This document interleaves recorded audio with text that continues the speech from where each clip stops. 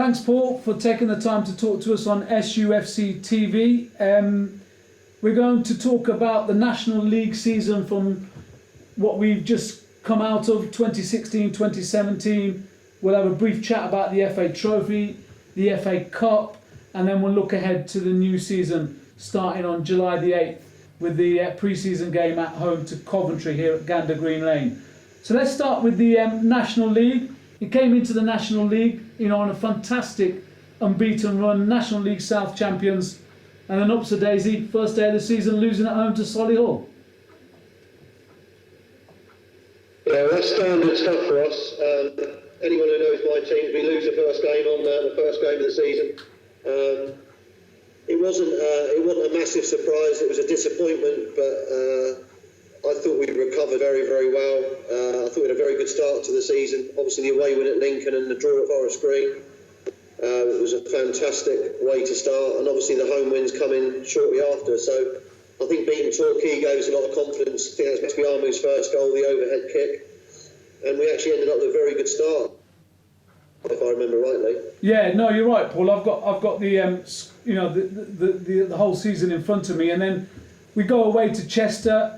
We play really well. We lose that day by 4-0, but we bounce back on Bank Holiday Monday, beating Dagenham and Redbridge by 1-0. And then two long trips away to Gateshead and Wrexham, losing only by a single goal. And then we come up against Tranmere live on BT Sport and beat them by 1-0 with Dan Fitchett scoring. Well, I remember that collection of 4 games well, because the Chester game was bizarre. We were 2-0 down in 5 minutes. We dominated the next 85 and then conceded another 2 at the end. I thought Wrexham in particular was our best away performance of the season. Played better at Wrexham than we did at Forest Green or Lincoln. And we played very well at Gateshead as well. And we were in that horrible position of every time, we lost away, we had to make sure we won at home. And I thought that's where the lads showed some real good mental strength, because it was clear that our away form, and it's mainly our finishing, to be fair, was becoming an issue. And I thought the lads responded virtually every time we lost away. The lads come back at home and got that very important home win, didn't they? Yeah, and then after the Tranmere game, beating them by 1-0, we went through a patch of winning a few games, and also it reminded me, that patch actually just reminded me of games where we should have done more with, but we seem to be missing penalties. Against Eastleigh away, Bedsenti missed a penalty, should have really finished 2 apiece. Dover away, we lost 3-1. Bradley Hudson-Odoi missed a penalty, and then also Southport away, Nicky missed a penalty and Jamie converted one, and that game ended 1-1. I think the main controversial point was the Dover game, because what you've omitted there is that Betsy scored a very good goal and went about a yard over the line. And at that point, that's the way it seemed to be going for us. It was that would have equalised at the time for us. Obviously we missed a penalty in the night. And I think the main thing that every football man understands is that goals change. And to be on top for a lot of those away games and not get the goal to put us in front, it often came back to bite us in the end. I mean, Wrexham's goal was deflected. I remember that. The only shot they had on goal the whole game was a deflected shot. Gateshead, one excellent move from them that led to a goal. We were ruined the fact that we felt we were more uncomfortable in games and in sometimes dominating games, but coming away, from a long trip with no points. So it was always something that was in the back of our minds. But unfortunately, unless you got a Ricky Miller, if we'd had Ricky Miller on our side this year, I genuinely think we'd have been there or thereabouts.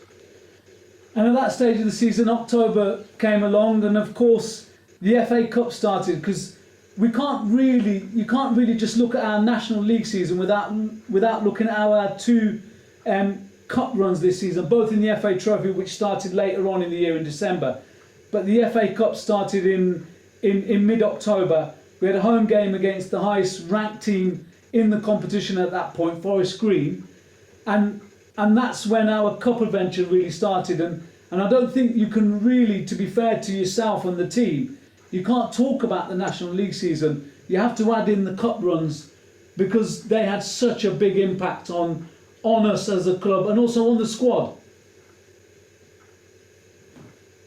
Yeah, Yeah, I think in all honesty, drawing the highest ranked team was a major disappointment. The plus side of that is that we got them at home. We feel we can compete against anybody at home. But yeah, it was a major that we drew them so quickly. And that turned to pretty much absolute joy when Rory scored the first of a few last-minute goals. And I thought it was a great game. I thought everyone contributed there, but again, great ball, funny enough, from George McLaughlin.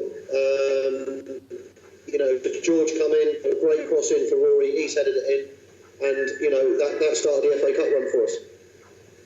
And then after we'll go on to in a moment to the game, the first round proper on Bonfire Night on 5th of November away at Dartford. But going back to the league form at that point, we'd beaten Woking at home on Saturday 8th of October by 4-1.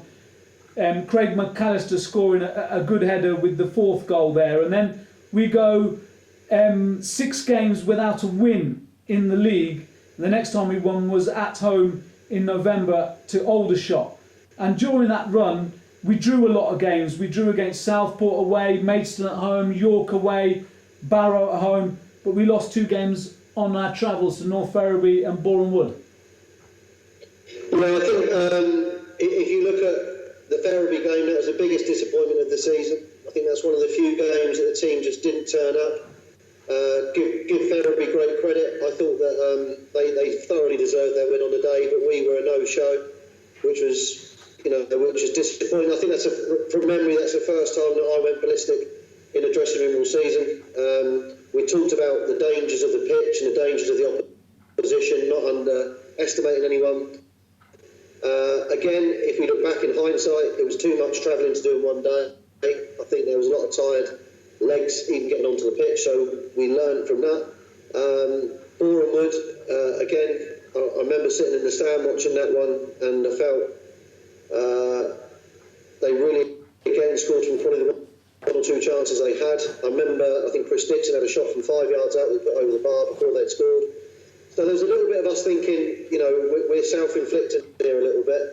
Certainly with Boreham Wood and the Ferriby game, we were lucky to get away with a point at Southport. I felt that was another poor performance away, and again, that's one that we travelled on the day, and again, it was just a little bit too far. And then the other games, you go to York City, you take a point. I think that's a big ex-league club, and that was, again, I thought a resilient performance. And then we obviously did well when we got back beating Aldershot. Just jumping ahead, you raised a point there, which I think is fascinating, and it's something you did after the cup run. You on the long trips up north, you started travelling a day before and staying overnight. And you mentioned twice in this batch of games before the cup run that you travelled on the day. It makes a huge difference, doesn't it, Paul? Staying overnight, travelling the day before. Well, we also travelled up to Gateshead on the day.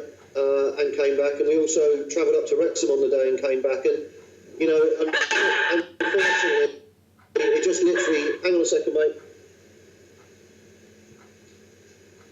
just got to sort my little puppy out, he keeps barking. The bottom line is, as you know, we're a very tight run ship. We couldn't afford to go and do those types of trips before the FA Cup run. And that's the reality of our position at the club. We travel on the trains, we travel well, in first class and whatever. We've got a fantastic deal going with Virgin, but there is no doubt. Not only is it the train journey, you then get on a coach for an hour to get to the ground, and most of us have travelled 2 hours to get up to Euston in the first place. So it was money led. There's no doubt about that, but. We are now in a position that we can try and prepare better for the longer away games. And then in between that league form that we were just talking about came the FA Cup first round, and that absolutely dramatic day just across the M25 against Dartford, where it was a 9-goal thriller. And in that first half, we took the lead, they equalised, we took the lead, they equalised, we took the lead, and then in the second half they equalised, and then a player who left us a short while afterwards Ross Stern scored a couple that day and was probably, alongside with Rory Deacon on that particular day, the star of the match. I thought it was probably one of the best games of football non-league that I've seen myself. If I was a fan, I might have enjoyed it more, but to keep getting in front and being pegged back. I remember when they got back to 3-3, they had a chance about 2 minutes after that as well to go 4-3 up. My memories from that day was a fantastic performance from the front four. Biamu scored 2 absolute crackers. I think Deacon scored 2 as well. And he absolutely ripped them apart second half, Deacon. Fitchett was outstanding on the day as well. And Stern was. And the front four were irrepressible, really. We played 4-4-2 that day. We felt that we knew they'd be 4-4-2. We matched into that, and it was really a question of we played Bailey and Eastman and didn't play with a holding midfield player. So we knew it would be a little bit, but we backed ourselves on the day to be, we just felt we had the better players, and I think it was proved in the end, but it was a brilliant game of football. And another thing I remember is walking out and seeing at least 500-600 Sutton fans there, all the flags and whatever, and that was that was a great day to be involved with the club. And so we progressed through to the second round of the Cup for the first time in a few years, when we played Notts County in 2011. But prior to that game against Cheltenham, there was I remember it quite clearly, it was a cold Tuesday night at home to Dover, and you changed the team around, and we know the result. We were on the end of our biggest defeat of the season, but we all know why you did change the team around. But what were your feelings at the end of the game against Dover, losing 6-0 at home? What was your thought process? What were you thinking? You took a gamble and it didn't really pay off, but there was a sending off as well, which changed the game in that day as well. Dean Beckwith getting sent off. Yeah, I mean, there was what was starting to come into play now was the amount of players that were close to suspension as well. So if they'd have got booked in the Dover game, they would have missed the Cheltenham game. And, that was at least 3 or 4 of the players. There was 3 or 4 that were suffering knocks as well, that would have played against Dover if we needed them to. But my view, and it was a big debate with me and Bairdy at the time. Bairdy didn't want to do what I did. There's no doubt about that. But I just felt it was an unbelievable chance for the club to progress. I knew how financially important the FA Cup competition was, and I felt we were more than safe enough in the league at that point to do what we did. Of course, I felt disappointed at the end of the game, and the only way that I'd have come out without any criticism, really, which I expected the criticism, would have been if we hadn't have done what we've done against Cheltenham. And I think that in many ways the Cheltenham game showed that decision to be right in just about every way. But I totally get why people would have been annoyed about it. As a fan myself, I get it. But I just put the better good of the club in front of that one particular league match. And we didn't throw the game. I mean, Beckwith was sent off after 8 minutes. I think that was a harsh sending off, to be fair.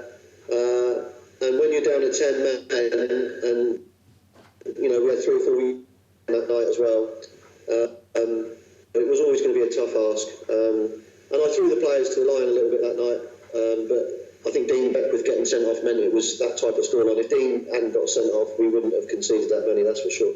Yeah, and then a couple of days later, the magic of the Cup, and a late winner from Rory Deacon set us up for the third round in the local derby against Wimbledon after the Christmas and New Year. Yeah, the Cheltenham game was, again a very, very similar ending to the Forest Green, but with more people there and more excitement, and watching everyone dive on Rory at the end. Great scenes in front of about 2,200, I think. And the momentum at that point was beginning to grow nicely. We had watched, Bairdy and I had gone to Crewe and stayed overnight and watched the Crewe Cheltenham game. And Cheltenham beat Crewe comfortably on the night. I think it's 4 or 5-1. And I remember going to bed that night thinking, well, we're going to do well to beat this side. And again, the players stood up to it. It's about the players, Sohail, all the time. You know, as a manager and an assistant manager and head coach, you're only as good really as your players. And I thought the players again showed some real nerve, because the first half, I said to them at half time, I felt that we'd been poor. I thought the occasion looked as though it got to us. We didn't perform how we normally do at home, and I said to them, look, you know, if you don't start playing, you're going to miss out on a big opportunity here. And you know, I felt second half they dominated the half, dominated the proceedings, and probably deserved just about in the end to get that winning goal. And then after that cup victory, we knew we drew AFC Wimbledon. I'll talk about that in a moment. That's after the Christmas New Year period. But our FA Trophy adventure started as well, and we won against Bath by a 1-0. Then we drew with Worthing in the second round, and just going on a little bit, we'll close up the FA Trophy, I think, and then we'll move to the Cup and back to the National League. I think in the Trophy, for me, what stood out, we had a lot of games. We had a dramatic 2 games against Worthing. Was the performance of Adam May in the replay at home when we beat Worthing by 3-2 after extra time. For me personally, I thought that evening Adam May actually came to the fore, and for the rest of the season he became a key part of the first 13, 14 players. I'm not trying to read your mind, but what I always think from that day on, he was always at the forefront of your thoughts. Yeah, I mean, Adam came and, you know, in fairness, the first month struggled with the physicality of the National League, struggled with the pace of the game, and, you know, there were a few people whispering around that he wasn't good enough. We had a chat at my house. I think we finished at Boreham Woods, and he started at Boreham Woods, and I thought he was poor. I drove him home to my house that night, about 1 o'clock in the morning, sat him down and said to him, look, you need to be doing X, Y and Z. You've got everything in your locker, but you need to start showing it. And I thought he took that message on board. And you're absolutely right. Funny enough, I brought him on at half time, I think. No, he started the Worthing game first off. He excelled in the second game. And whenever you see a player, and he was part of our squad, whenever you see a player start to improve that quickly, and he should win his place by merit. And all of our players know that. You know, there's no cliques in our dressing room. It doesn't matter if you're old or young, if you're good enough, you'll play. And our view at that point was that Adam May was right on top of his game. And I'd like to say, right, you know, that apart from the odd 1 or 2 games, I thought it was fantastic for us the whole season. Yeah, and before we talk about the 2 games against AFC Wimbledon in the FA Cup, we had a Boxing Day and a New Year's Day local derby against Bromley. Very unfortunate to lose the first game over at their place with a late goal in deep into added time at the end of the game, and then we got our in commas revenge against them on New Year's Day. Yeah, I think the Bromley game away was pretty much a repetition of what everyone had been watching before. You know, that last minute deflected goal, it looked a great goal and it was a great strike from the kid. But we were sick that day. There was an upset dressing room as well amongst themselves. They felt that, you know, that they deserved more out of these games, and they were frustrated with themselves as to why they were getting beat away from home. And I think Bromley felt that probably the wrath of the players, really, because they were really disappointed after that away game. And I thought, you know, we put Bromley to the sword on the home game. But it's again, you know, it's a pressure really of knowing we'd lost another away game and we needed to win at home, and the lads responded every single time to that. And then moving on to the FA Cup, then it took really centre stage in early January with the 2 games against AFC Wimbledon, drawing here at home 0-0 when we had our chances as well. There was an offside goal which I still think should have stood even today, but nonetheless we beat them at Kings Meadow as well. That was our second away win of the season, and what a night that was. Yeah, I think the first game was the first sellout. I remember that, you know, it was nigh on 5,000 people. You couldn't get a ticket for love nor money. And as you said, I think that on the day we shaded it. We felt we should have maybe won it on the day. Pretty much everyone wrote us off. that wasn't the feeling in the camp. Even though we weren't getting results away from home, we knew that we were playing well enough away from home, and sometimes in football you need a little bit of luck, you need something to turn for you. And I felt that the night at Kingsmeadow was probably was the best night of the whole cup run for me, the best day, because to be 1-0 down with 15 minutes to go, if you remember, we had the real bad news about Nicky Bailey was out before the game, which really was, he's one of our best players. To lose Nicky, and he's so influential. But I thought that night, Dan Spence came to the fore. I thought he made a magnificent tackle to stop us going 2-0 down at the time. He then had to go into an unfamiliar position in midfield. If you remember, we were struggling with injuries as well, and I thought that last 15 minutes of football, was the best 15 minutes of football that I probably ever watched, because we knew at that point we'd drawn leads. We knew that we were going live on the TV and what it meant financially for the football club. I don't think anyone needs to underestimate the pressure that that we all felt to make sure that we won the game for the club and the supporters. Against 800-900 of our away fans there and celebrating, and that spontaneous shout to go back to the clubhouse and staying there, and the lads getting applauded in was it makes hairs still stand on the back of my neck. And I remember Jamie Collins and Dean Beckwith and a couple of the other players sleeping with Frakey until the following morning in the VP's room. And it was just one of those memorable nights. And a lot of you now will have heard me talk about the 90-10. 90% of football is rubbish. You lose, you're raining, it's cold, you're getting stuck in traffic. The 10%, we had a lot of good 10% this year, and as I said, that Wimbledon night was bang up there as one of my best ever nights in football. And as you just mentioned, we knew the carrot that was dangling at the end of that game. It was Leeds United at home on the television, but we still had a couple of National League games in between. Away to Braintree, we lost by 1-0. We had Eastleigh at home. We drew that game. That game ended 1-1, and then we go on to Leeds United on the Sunday, and we get past them as well with the captain Jamie Collins scoring from the penalty spot. Yeah, memorable game. The Braintree game again.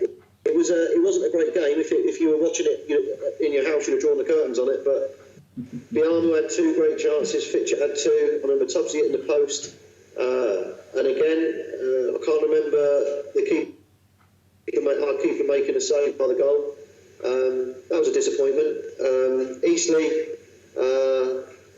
It was a difficult game because of the way that Mark and Alan had set Eastleigh up at the time with these massive long throws and just smashing it forward. So that was a decent point in some respects. And then we all look forward to the Leeds United game. And I remember it being on the Sunday and all the players being at the Holiday Inn with us the night before. And I sensed a real determination in the group. There was no nerves in amongst them on the morning. And I remember going on the coach to the ground thinking, if Leeds put out the side I think they might put out, then we've got a chance here. And I think the players really believed that they were going to win that game. And again, Deacon scores. It was a decently good goal after 12 minutes. He's not offside. He scores the goal. I think we had more chances as well. Their keeper started to look like he was not going to get beaten. Some great saves from him. And then, the penalty, great pass from Bailey. A 40-odd yard pass. Max does well. Gets the penalty.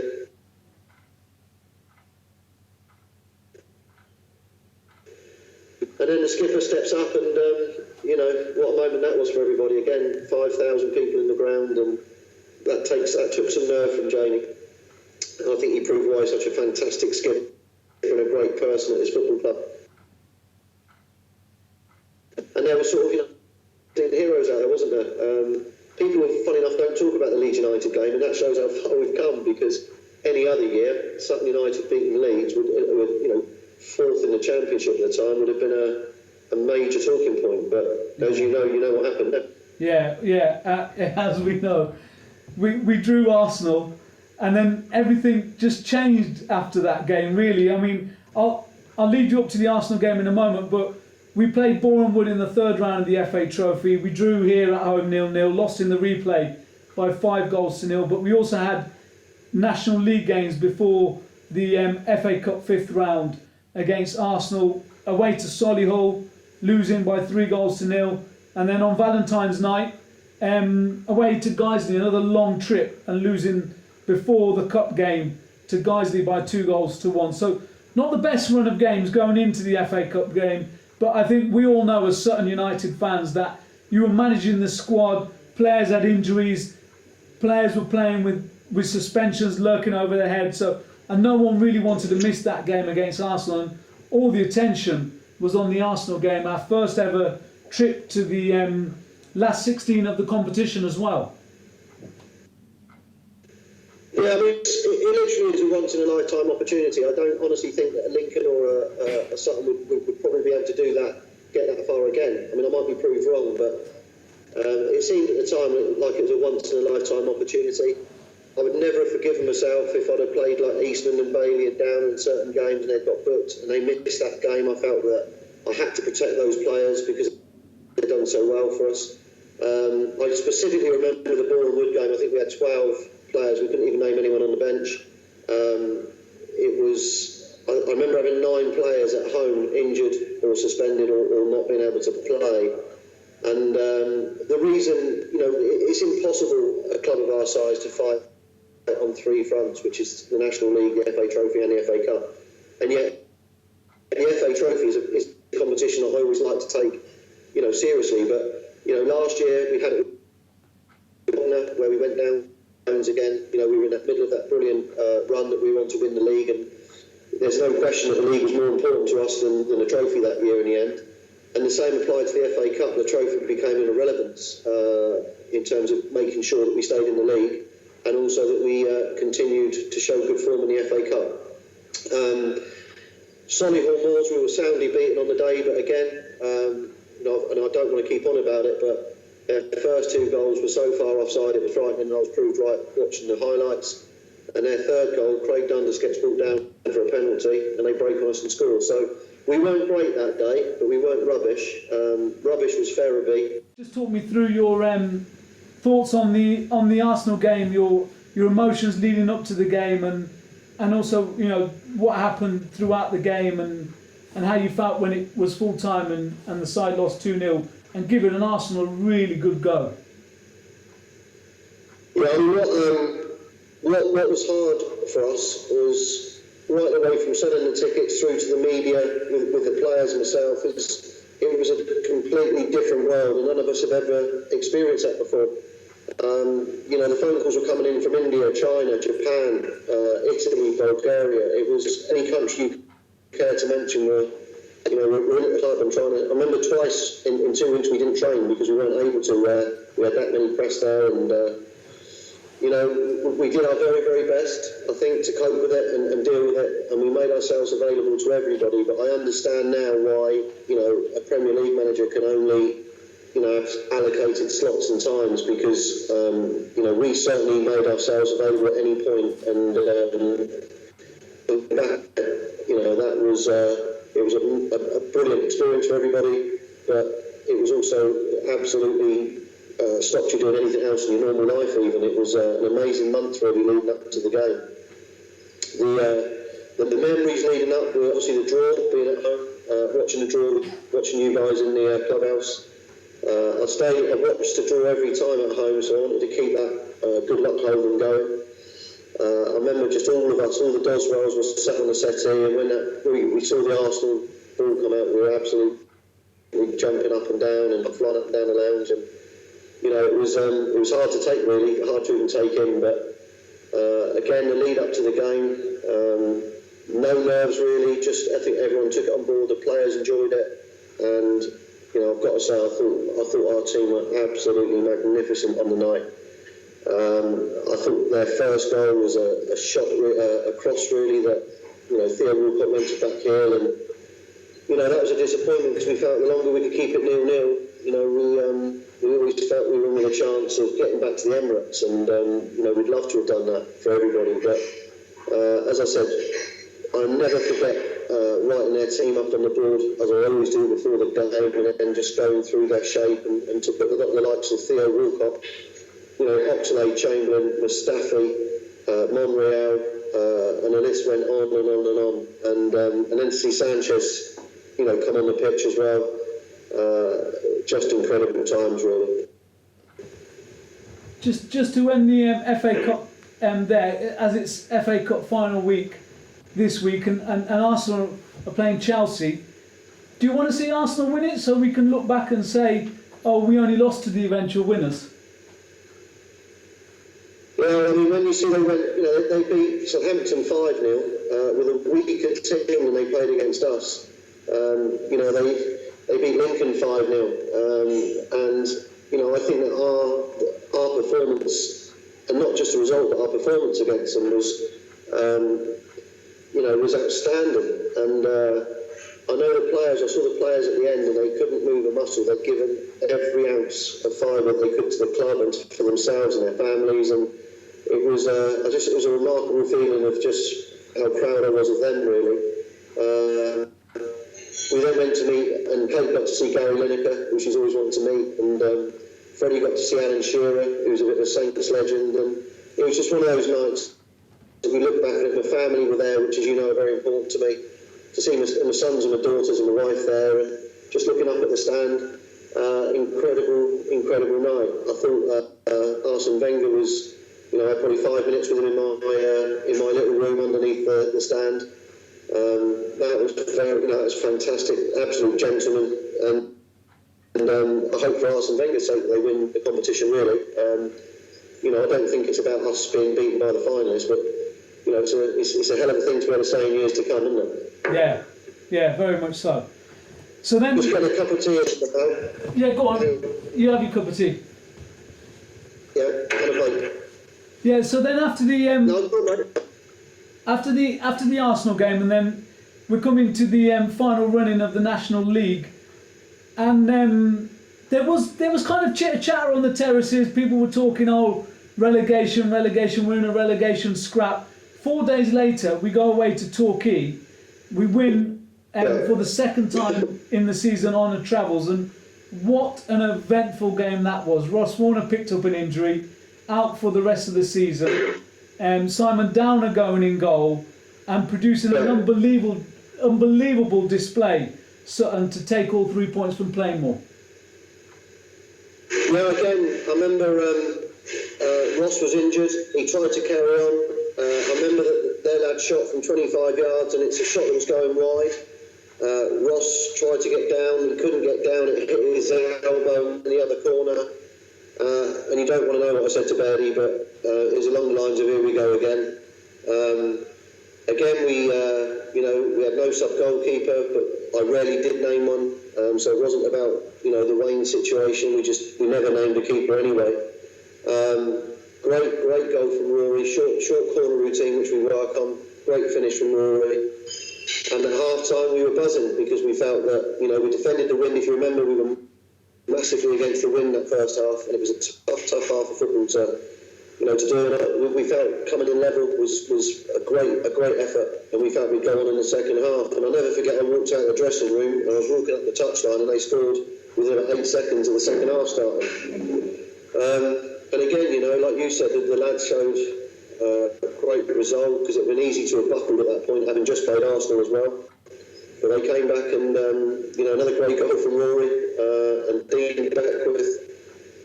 Max and Dean Beckwith, wasn't it? And to go up there with a 3-2 win was massive. I remember thinking at the time it was a massive win. The biggest disappointment was knowing I'd lost Ross Warner, because it was a bad injury. So, Ross doesn't get talked about enough, but he, for me, is certainly one of, if not the best goalkeepers in this league. So the drive back from Paul. Yeah, sorry, Paul. I was going to say, and then after that game, you signed Will Pulley on loan for the rest of the season, and we get our revenge over Boreham Wood finally, beat them by 1-0, and then we go on a couple of games unbeaten, draw away to Barrow, which is always a good result. Going up there, maybe should have had a penalty right at the death. The referee really just buckled it, and he sent Rory Deacon off instead. Then come home to York and draw 2-2. So after the Arsenal game, we go 4 games unbeaten, winning 2 of those, really should have beat Barrow as well with that last minute penalty being denied. Could have beaten York. We were 2-0 up with 90 minutes gone. Yeah, it was the York game was the biggest disappointment because we'd done ever so well to get ourselves into a 2-goal lead. You know, we're very good normally at defending corners, but whenever teams got a corner with good delivery, it's hard to defend.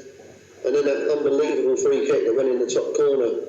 And if you look at some of the games in the league against us, you know, we had a lot of occasions where teams scored unbelievable goals. I think the lad who curled one in the top corner when I was away, Southport, you know, that was a great finish. It's unstoppable the goal that York scored, and you know, again, it was just you just found at times that I think the FA Cup had used up every bit of luck. You know, I think God gave us the FA Cup this year. He took it away from us at certain times in the National League, and certainly the FA Trophy when we were left with 12 players to play for and would. And then after the York game, we lost at home to Forest Green, away to Aldershot, picked up a point against Maidstone, beat North Ferriby at home. Yeah. And then we came up against Lincoln in late March, got a point against them, which was a very good game. Rory scoring a cracking goal in time added on at the end of the game. Just after that game, you always in the post-match interviews told us that you were always confident you were going to stay up. Were you always confident that you were going to stay up, or was it just something that you felt you had to get out there? 110% confident of the players that they would see the job through. Didn't have not one night did I think that we would be in a relegation place at the end of the season. Again, taking you back to the Aldershot game, we absolutely murdered Aldershot at their place. And again, an own goal. You know, I mean, that's the other thing. Not even talking about the penalties we're missing, all the unbelievable free kicks going in. It was things like the own goals we started conceding. You know, Nicky's made a great clearance, but Will's somehow got in the way, and you know that's an own goal. And you know, Gary Waddock was embarrassed at the end of that game. You know, and we had a few home managers that saying that to us. You know, Gary Mills at Wrexham said I was embarrassed that we beat you. But listen, at the end of the day, as managers, you take whatever results that come along. So I never lost faith in that squad, and I mean this to Hal, in any shape or form. So after the Lincoln game, losing away to Woking, and then a long trip up to the northwest and to Tranmere. By this stage of the season, on your away trips, you started staying overnight and having more time with the players on the away trips. That was some game at Prenton Park, wasn't it? Yeah, I thought it was a fantastic game of football. In my opinion, at that point, they were the best team in the league with Lincoln. You know, they had 6,000-7,000 people watching them. Their momentum had grown throughout the season. And I remember their first goal, I think that was one of the best goals that have been scored against us. For their right centre-half to cross it and their left centre-half to head it in. You know, that's some attacking play, isn't it? And we restricted them actually to very few. That was the game plan there. Normally, as you know, we're very positive, but the game plan there was to sit in a bit more, soak it up, and see if we could hit them on the break. At 2-0 down, we had to change when the second goal went in, we changed immediately back to our tactics. And I specifically remember Tommy Wright and Jack coming on, and Pappy Gee, and all three of them having an unbelievable, impact on the game. We got back to 2 each with a great strike from Jebby, and then Pape scored. And then Tommy Wright goes on one of those amazing runs where he's against two good defenders, and he's fantastic bit of skill, and it looks like he's still true to score. You know, he gets taken out by McNulty. Now, again, I don't see how that's not a penalty for me. He's already beaten the last defender. He's just about to shoot from about 12 yards out, and he gets battered by, or 18 yards out, gets battered by McNulty. From the free kick, we don't score, stays at 2-2, and then I think everyone knows how we feel about Tranmere's goal in the last minute. It was a goal that should never have stood. Easton was blatantly fouled leading up to their scoring. If he was fouled, or if he wasn't fouled, then clearly their guy kicks it, it should have been a throw. Then it's a foul throw, the lad's like a yard over on the throw, and then Betsy gets pushed. There's 4 different things leading up, and the referee was from Liverpool. And I made the point, I was quite happy to say it to you in the interview afterwards, how can you have a Liverpudlian referee in a game against Tranmere? Because I don't see many Cockneys refereeing us. And before we go on to those final 5 games of the season where you remained unbeaten, winning 2 of those and drawing the other 3, a mention for Tommy Wright when he came on at Prenton Park, because I was commentating that night for SUFCtv, and I thought he was fantastic for that final 20 minutes. He started going behind the defenders, causing them, Tranmere's defence, all kind of problems. And he had a fantastic season at Salisbury as well, didn't he? Yeah, he needed a season to play men's football. If we'd have kept him with us, he wouldn't have played enough games. The idea with Tommy was that he would play for Salisbury in front of a decent crowd. They always get decent crowds. And it was for him to go and, he still trained with us. He still trained with us during the season. But we let him go to Salisbury for that year on loan. And it was a brilliant loan for both people, both sides. He got 52 goals or 51 for Salisbury. And that grew Tommy into, unquestionably coming back into our squad for this year. And again, it's up to Tommy. He's got to take his chances when they come. But what he has proved to himself and to me is that the worst case scenario is he'll be having a Conference South loan next time, if he needs that even. But, if Tommy does the business, he'll be in front of Biamu, Anamola, Lafayette. There's no problem with Tommy Wright getting in front of any of those. That's the whole point of having competition. And so finally, Paul, the final 5 games of the season, good way to end the season, winning a couple of those games at home to Gateshead and Chester as well by 5 goals to 2, and then staying strong on the road, getting a good point on the final day of the season. Also coming down from 2-0 down away at Dagenham with Max scoring 2 goals. So remaining unbeaten in the last 5. That's encouraging going ahead to the new season. Yeah, I think what you saw as well is Biamu having his best month with the club. And again, when you take people from the French league, they need a season to adjust to English football. And we've done the hard work with Max. If the season carried on, he'd have ended up on 20 goals pretty quickly. But I thought his overall game for us was very good. His goal scoring record wasn't good enough until the last month. By adding the goals that he did, he ended up having a very good season. But he's a good player, Biamu, and he's one of those that has got interest in him from league clubs, but nothing concrete. And as I said, we won't stop Max's progress, but in the same chance, we feel we've done a lot of work with him, and we'd be delighted if he's still with us come July the 1st. Brilliant. Thanks, Paul. You know what we'll do now? We'll just I'm going to ask a couple of questions from a couple of chaps who've messaged in on the forum, and then I'll ask you those questions, and then we'll talk about the new players. Yeah. And then I think we're done. Hold on, where are we? Mention pre-season. Sorry? Yeah. After the players, I'll mention pre-season, yeah. Here we go. Hold on. What are your views outside that join? Right, here we go. Paul, I've got a couple of questions from the forum. One from Stuart. He's asking you, will you keep the majority of last season's squad?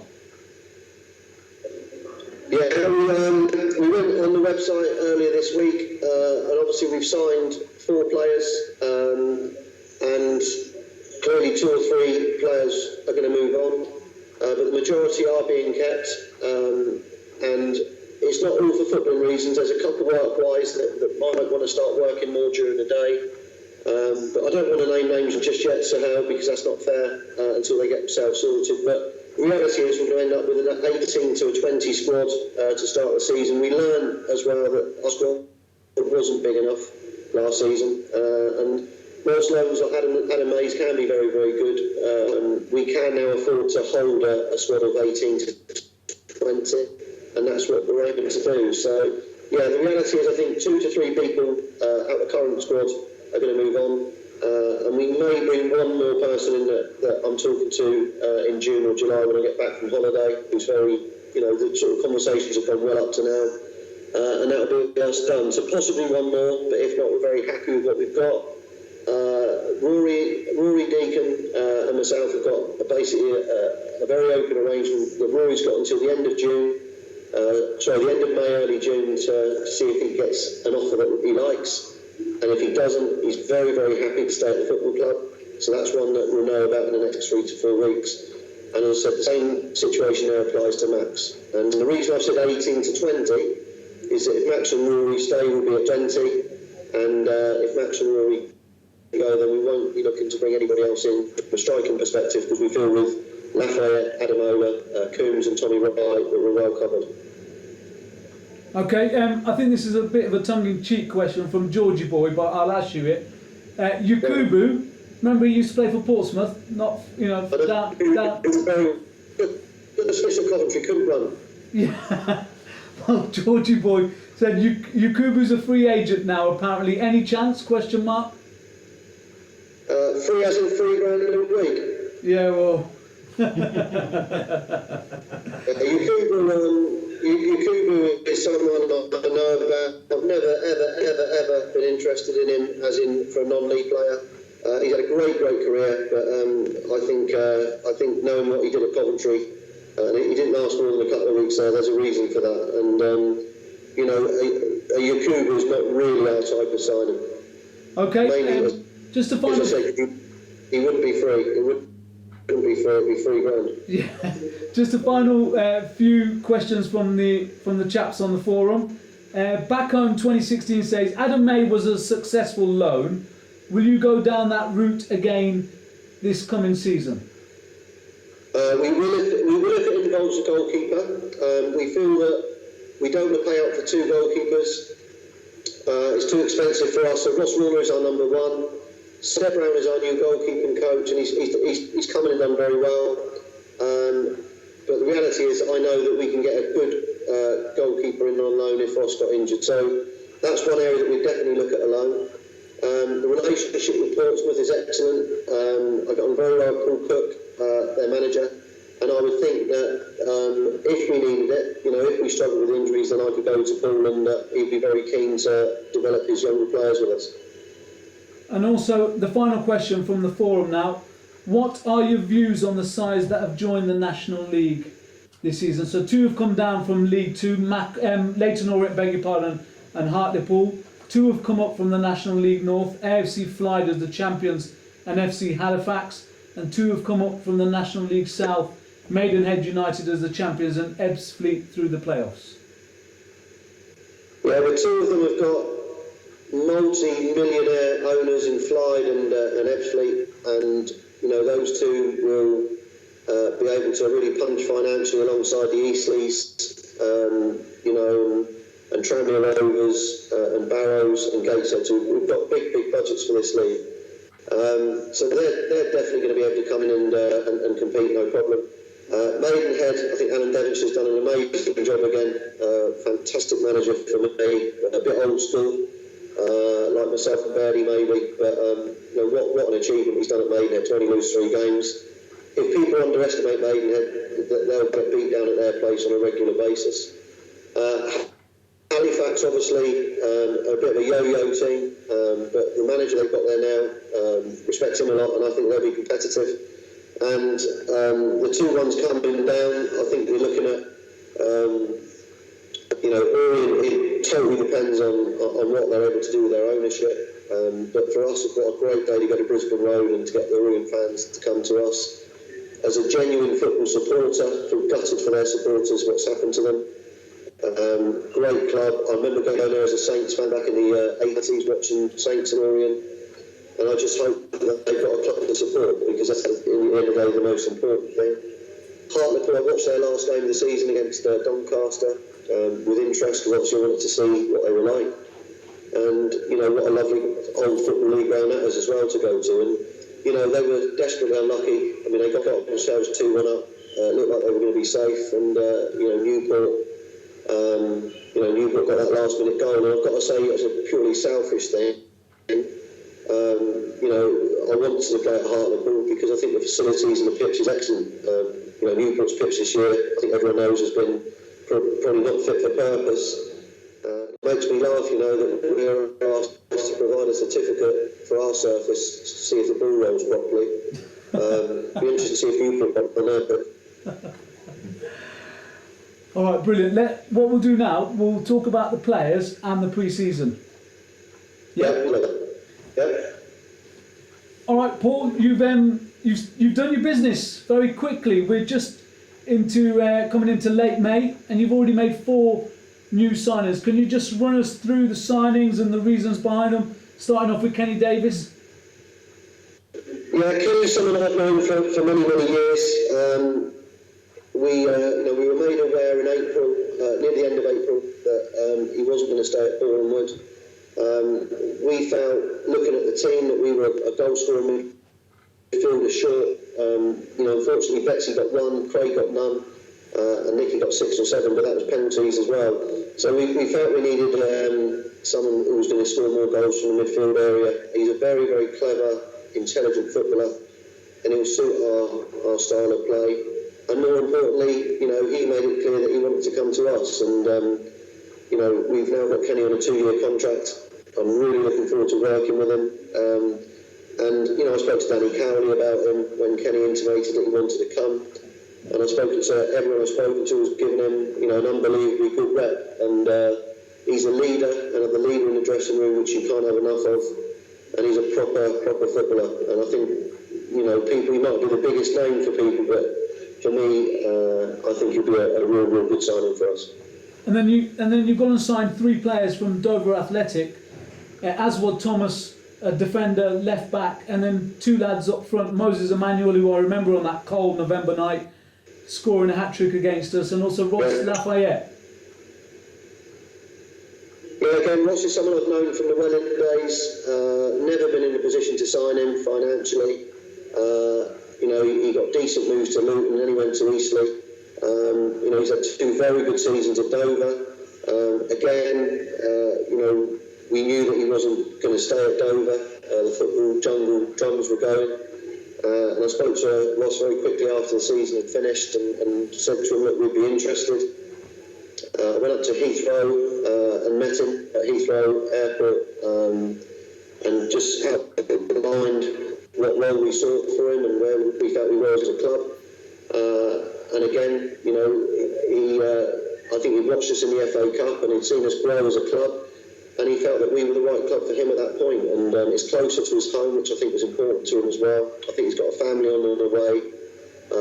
But what really impressed me about Ross is not just his 12 goals, it was the fact he got 20 assists last season.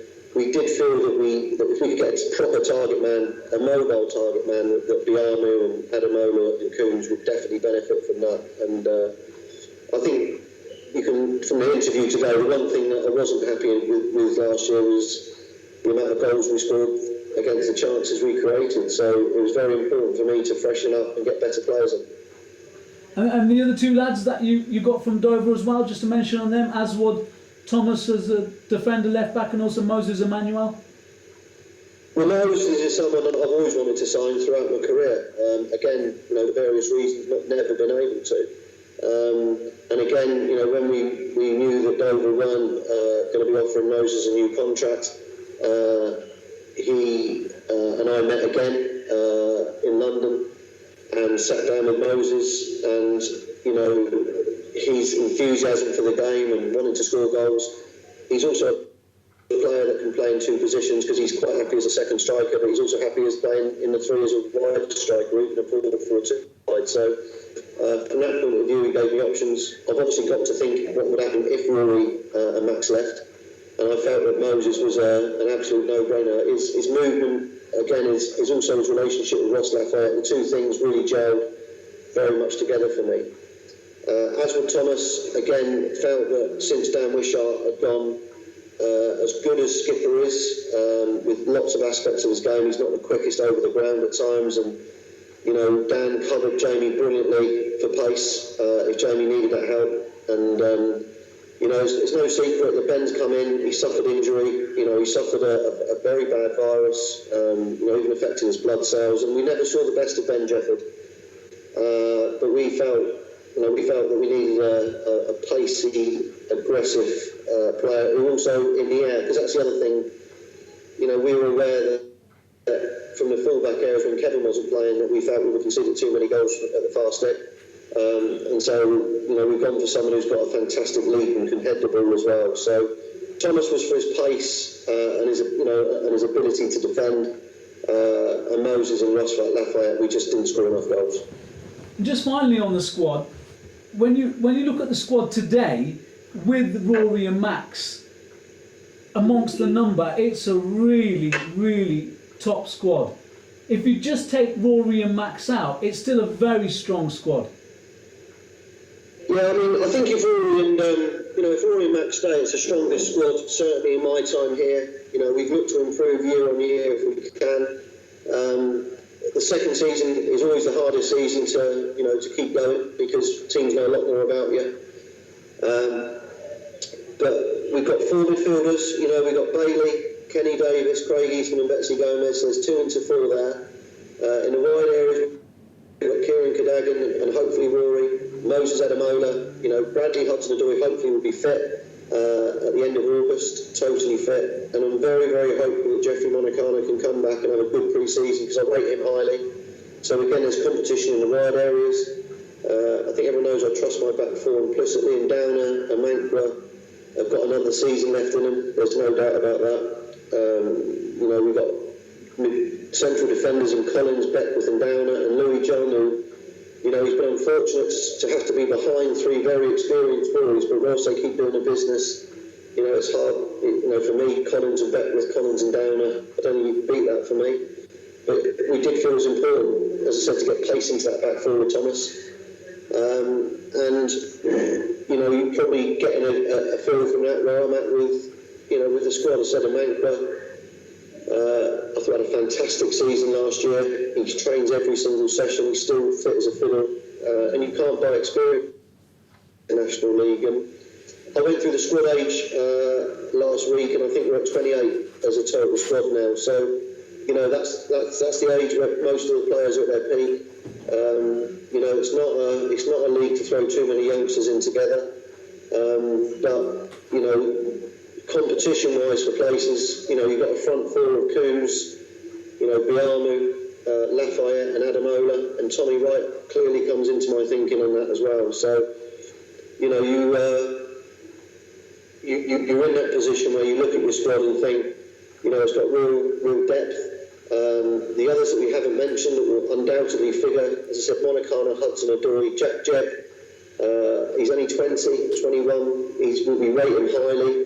But 2 or 3 of those younger ones in particular, Louis Johns and your Jack Jebbs, Tommy Wrights, they want to play as well. So it's important we settle the squad down by the end of August, September, and 2 or 3 want to go and get some good loans. But at the moment, for the first 6 weeks, they've got 6 weeks in pre-season, 6 weeks in the season, they've got 12 weeks to make sure that they get in the starting 11. Talking about the pre-season, when do you and the lads get back to Gander Green Lane training? So they're back on the 29th of June, which is the Thursday. That's them coming back to get their kit sorted for training. They'll do 1 session on the Thursday, and then we're back in Saturday, Tuesday, Thursday from that point on. And you mentioned, it's been mentioned as well on the website, but you can confirm it with us today as well. You've got Coventry as the first game of the season here at Gander Green Lane on Saturday, July the 8th. And now you've also got another fixture coming up on the Wednesday as well, after Coventry. Yeah, very, very fortunate to get 2 great pre-season starts. Coventry's first team, it's their opening game coming down to us on the 8th, and thanks to Tommy Widgington for helping sort that one out for us. Tommy is obviously now heavily involved at Coventry, and delighted to say that Paul Cook has agreed to bring Portsmouth's first team to us. I think it's one of their first friendlies in England after their promotion as champions. So, that's a great start for us to play Coventry and then Portsmouth in that first week. The first week of games when we come back. You happy with the other games that you've got lined up in pre-season? Dartford away, and then you've got Chelmsford as well. Yeah, really, really pleased. We've sort of gone against the under 23 games against Premier League teams because you don't get the type of game you need. So I decided to try and get league, teams League 1, League 2 to come to us, and then try and play the best of the Conference South that didn't get promoted, and that was obviously Chelmsford were in the playoffs, Dartford were in the playoffs, and I get on really well with Dean Brennan at Hemel Hempstead. They had a great end to the season. So, we've got 3 very good Conference South teams to play, which will be a good measure. And then we've got also 2 very good games against Portsmouth and Coventry. And the other one, which is a great game for us, is playing Havant. They're the Ryman Premier champions, another Conference South team. So, we play 4 Conference South, 2 league teams, and there is a possibility of maybe one more. But we're waiting to confirm that with the league club as well. And Saturday, August the 5th, it all starts again. When do you know when the fixtures come out? I understand, I think it's the last week in June, the first few days of July. So I think we're one of the last ones to come out. What we have got organised this year, again thanks to the FA Cup run, is we're going to Bisham Abbey on Monday the 21st with the players. So we have the whole week at Bisham Abbey with them, which is a fantastic facility. It means we can go double sessions every day. And that week will be the week where all of the tactical stuff and all the shape will get done. And we're really looking forward to that week. That's a massive week for us. So I think pre-season is going to be exciting this year. We're doing things a bit differently. And again, that's thanks to being able to afford to be able to do a few more bits. And, I'm at the ground tomorrow. The floodlights, we've got brand new LED Premier League style floodlights coming in, which we've managed to get from Southampton Football Club, and they're being put into, we'll have League One standard floodlights, and that was a big bugbear of mine last year. I know the players really struggled in the evening games with the standard of the lights, so that's a massive improvement for the club. And we're also redoing the home dressing room, the away dressing room, and we're creating a manager's room as well. So there's the early sort of improvements are starting, and it's going to be exciting to see all the stuff moving forward. So you're dressing up the old lady ready for big kick-off in August? Well, again, I think the dressing room, has been there forever, and apart from a lick of paint, we were never in a position to make it decent. And what we are going to do again, it's a well done, it's a thank you to the players, but we're going to have a magnificent home dressing room now with all new showers and new tiling and new benches and everything. And the away dressing room we're going to make good as well. So again, it's just right for a club at our standard to be able to offer their home team decent facilities, and the away teams have certainly good facilities. And finally, Paul, same again next season?